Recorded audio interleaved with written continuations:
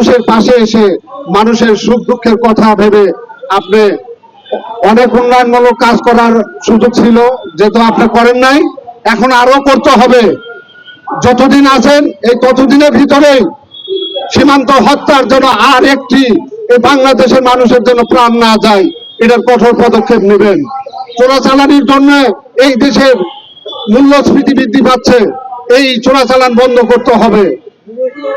আর বিদেশি আগ্রাসন, এই দেশের 18 কোটি মানুষ এই দেশকে কতটা ভালোবাসে, মায়ের মতো ভালোবাসে এই দেশকে।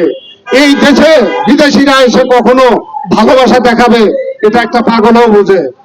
তাই বিদেশিরা এসে আমাদের দেশে ওই জোরপূর্বক অগ্রাধিকার নিবে, এটা আমরা মেনে নিতে পারি না। তাই তীব্র নিন্দা জানাচ্ছি এবং প্রতিবাদ জানাচ্ছি। এই কালো র্যালি ও বিক্ষোভ সমাবেশ